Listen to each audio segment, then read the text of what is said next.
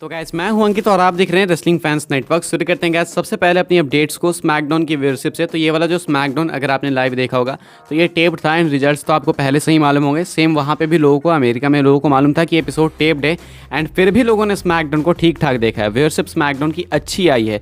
पिछले वीक की viewership 2.1 million plus थी एंड एक टेप्ड एपिसोड के लिए मैं व्यूअरशिप एक्सपेक्ट करता हूँ फ्राइडे नाइट स्मैकडाउन की अराउंड 1.8-1.9 मिलियन।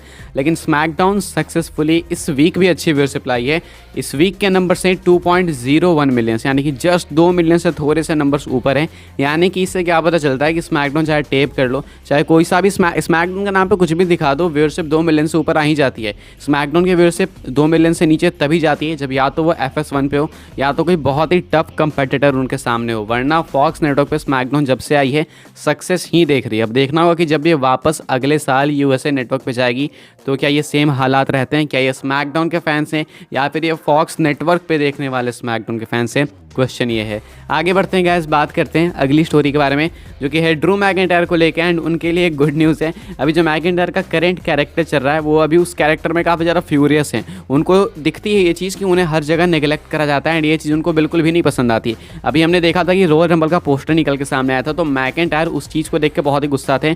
क्यों गुस्सा थे? क्योंकि उस पोस्टर पर उनको फीचर नहीं करा गया था। मैकिंटायर का गुस्सा देखो होना लॉजिकल भी है क्योंकि आप एक इस लेवल के सुपरस्टार हो तो आपको होना बनता है पोस्टर पर, लेकिन मैकिंटायर वहाँ पे थे नहीं। हालांकि ये सारी ये स्टोरी के अंदर है, ठीक है, ऐसा नहीं कि कोई रियल में वो फ्यूरियस वगैरह थे। लेकिन अब जो है मैकिंटायर इस पोस्टर पे ऐड हो चुके हैं। क्यों हुए हैं वो भी मैं आपको बता दूं।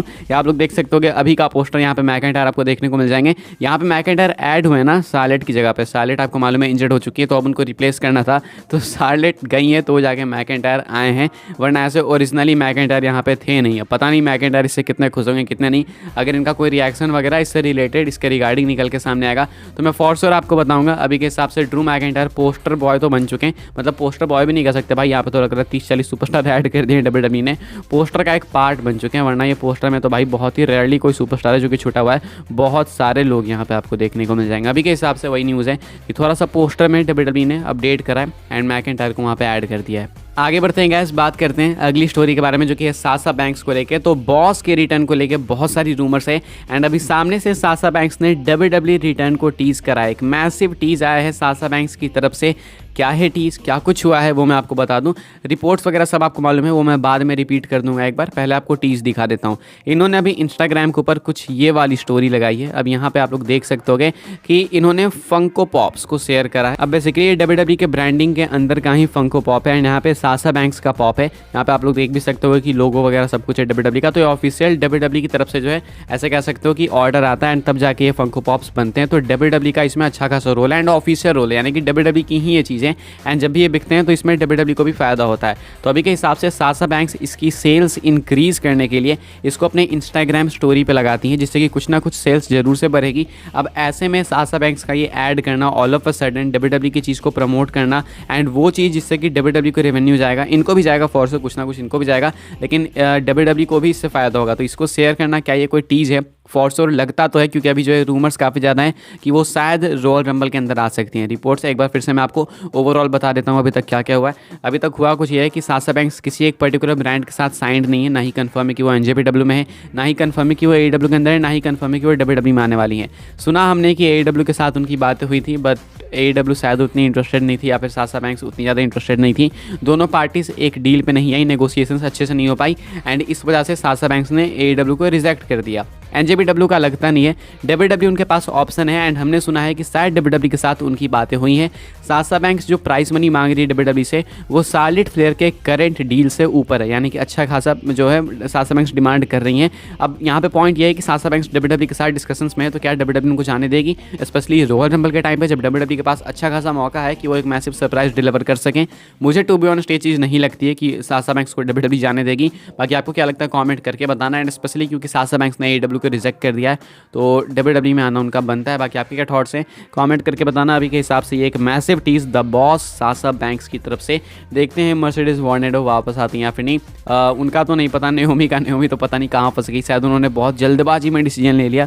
लेकिन साशा बैंक्स आई थिंक मुझे लगता है कि WWE के अंदर अब वापस आ जाएंगी, only a matter of time. ये वाली चीज़ यहाँ पे ऐड कर दी जाएगी ज़रूर से। ये कुछ है साशा बैंक्स को लेके अपडेट। आगे बढ़ते हैं गाइस, बात करते हैं अगली स्टोरी के बारे में जो कि ऑथर्स ओपन यानी कि AOP एंड कैरियन क्रॉस को लेके। तो अभी आपको मालूम है कि इनके साथ क्या चल रहा है एंड ये आपको देखने को मिल जाएंगे आपके टेलीविजन पे न्यू ईयर्स रेवोल्यूशन स्मैकडाउन के एपिसोड में। पिछले वीडियो मैंने ये चीज़ आपको बताई है, पिछले वीडियो में और भी कुछ मैसिव अपडेट्स है तो वो भी आप लोग जाकर चेकआउट करना। अब यहाँ पे authors of pain and Carrion Cross को लेकर अभी क्या अपडेट है, माना जा रहा है कि रॉयल रंबल के अंदर इनके लिए WWE एक मैसिव प्रेजेंटेशन प्लान कर रही है। अब मैं आपको थोड़ा सा बता देता हूँ, अंदाज़ा लगा देता हूँ कि मैसिव प्रेजेंटेशन से मतलब क्या है। अगर आपने रॉयल रंबल 2020 देखा होगा, अगर नहीं देखा तो बता दूँ, सेथ रॉलिंस का उस टाइम पे मसाया वाला कैरेक्टर था जहाँ पे कि वो खुद को मंडे नाइट मसाया कहते थे कि हाँ भाई मैं मंडे नाइट मसाया हूँ।